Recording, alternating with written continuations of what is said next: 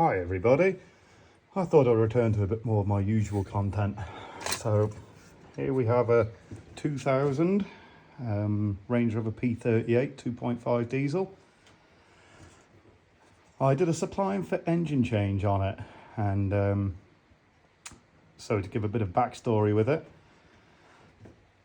it ran perfect. It was on Tickover for half an hour. No smoke, sounded beautiful.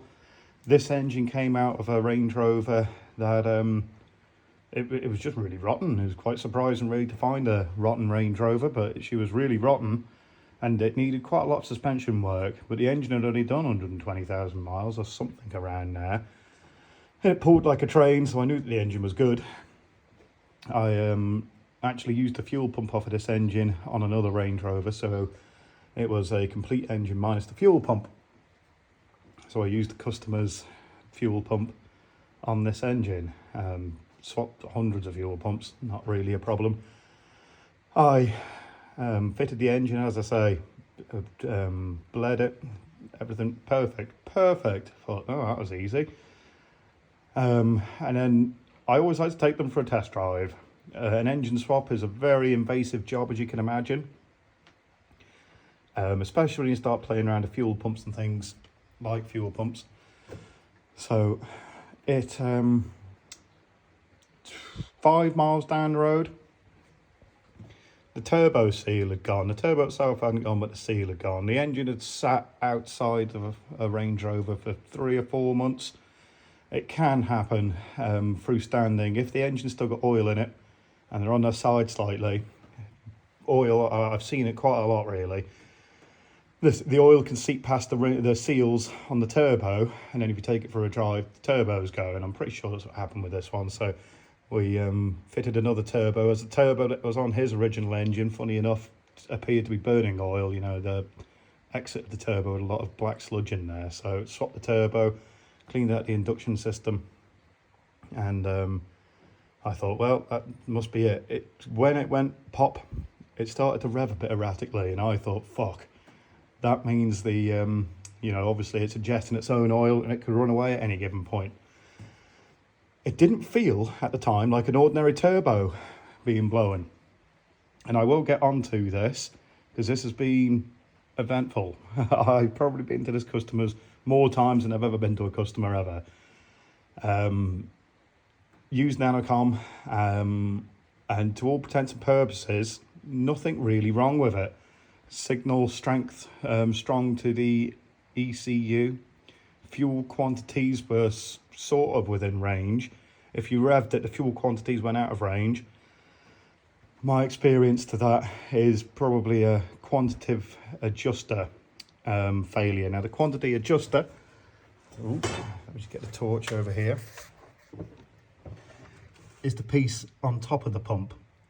Where them yellow markings are, the bolt underneath that, you undo all 4 of them, and people say that they've done the adjusting of the fuel pump, that's what they refer to. You only move it millimeters. I tried moving it a few millimeters and nothing.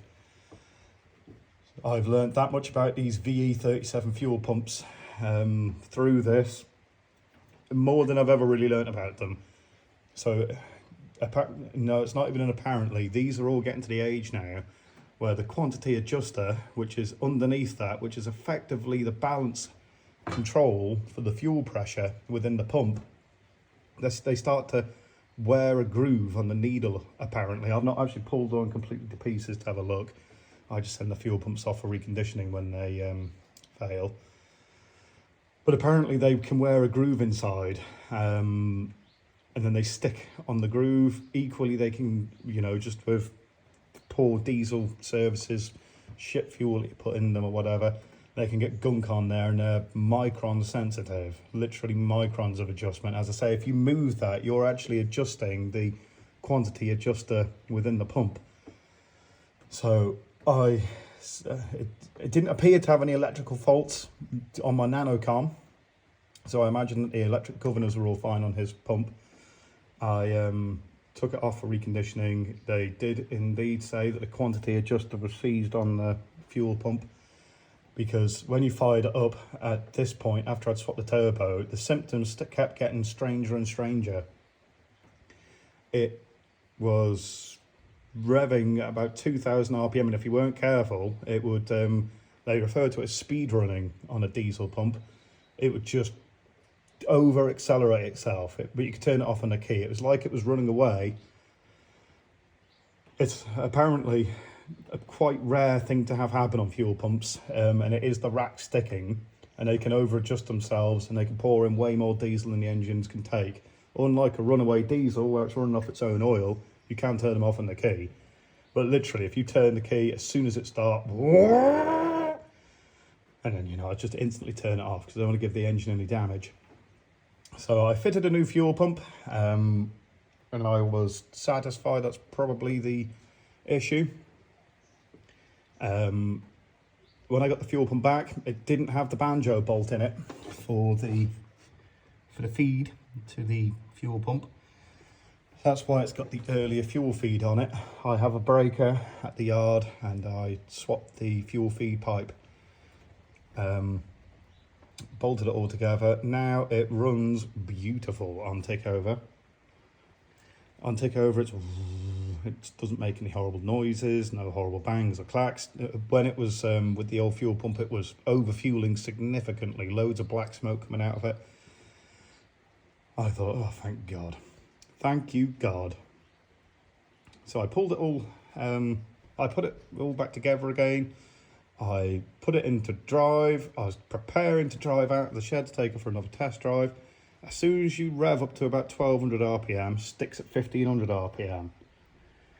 I don't have my nanocom with me today, so I was doing it the old-fashioned analog way, trying to, you know, systematically work through what it could possibly be.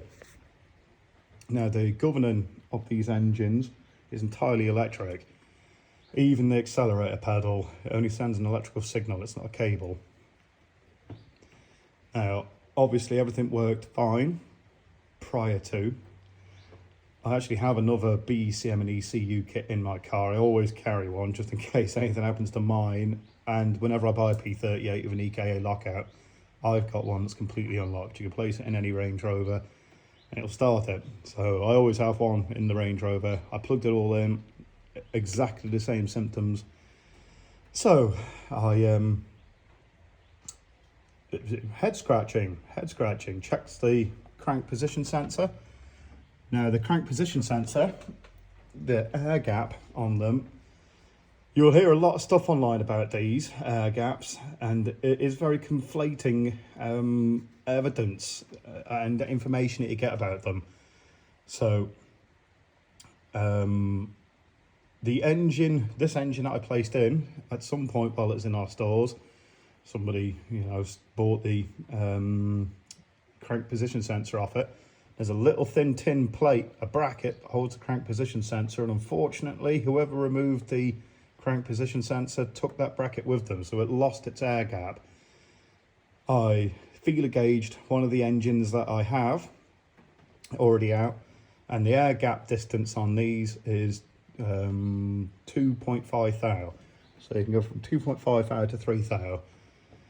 Although I'd read so much about it in the forums about how sensitive these crank position sensors are, they're not really that sensitive, because I gapped this one as best as I could with a feeler gauge, all correct, same issues. The reason why I'm going to say that the air gap isn't that important really is because I'm here with Christine, my daily driver 2.5 litre diesel, and I understand the mechanics of it. Obviously, it's a magnet that retracts, you know, gets energized each time it comes close to the reluctors on the signal ring. And that's what sends the crank codes to the ECU for, you know, rev control, etc. I understand that, but I half unplugged my crank position sensor at Christine.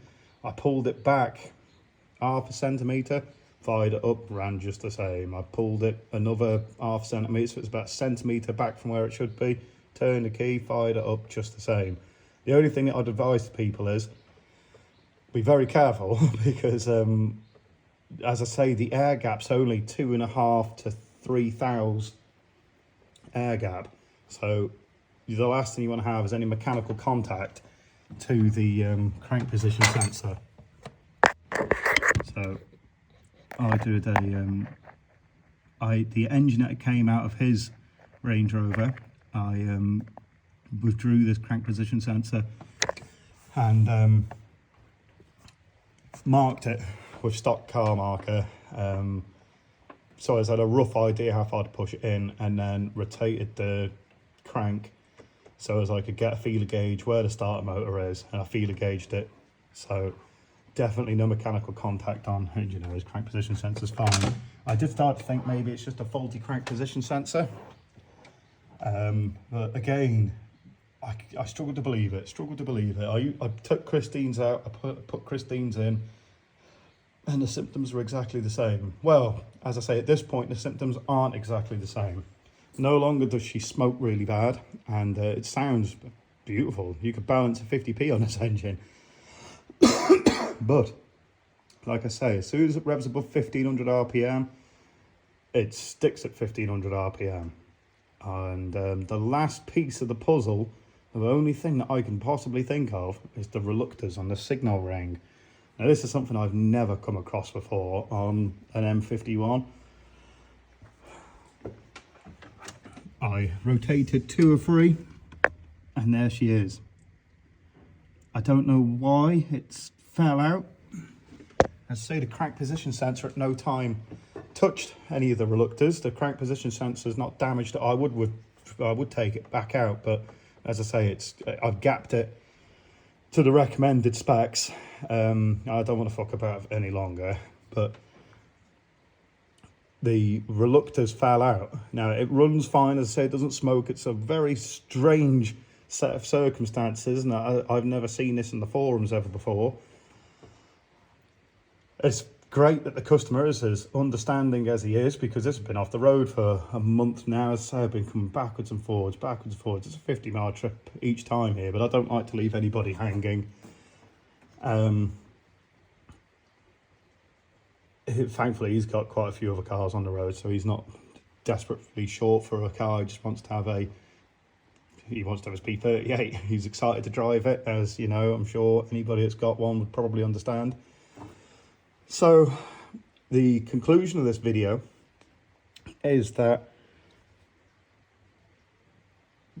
if you have this very specific set of circumstances where if you start the car, there's no smoke, you go to set off and it will all of a sudden rev itself, it's probably, well, it could be a reluctor on the signal ring. And as I say, I've never come across this before. It's a very, very odd set of circumstances. It may have been, I don't really understand how it could possibly be damaged, because the reluctors face the opposite way. You know, it's not something you can touch with the torque converter or anything as you're placing the engine in, because the reluctors face the other direction.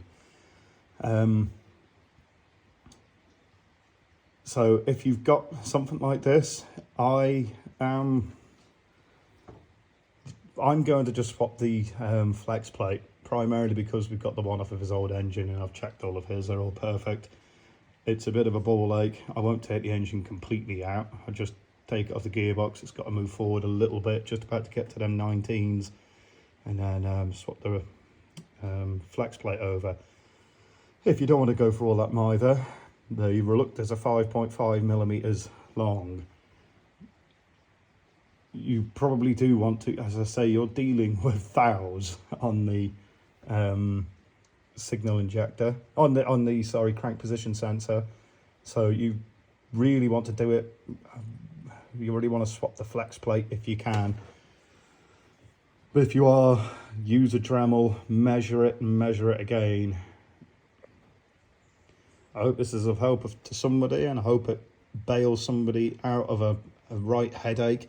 Hopefully, you know, I can imagine a lot of people probably just scrap it with such a hideous amount of drama going on. And especially if you take it to a garage. As I say, I've not plugged my nanocom in. My nanocom was initially saying, as I say, that the revs matched out, everything was fine, there was no signal issues. So this has happened reasonably recently. I couldn't tell you when, other than it's happened. All the best to everybody, and I hope you have a great day.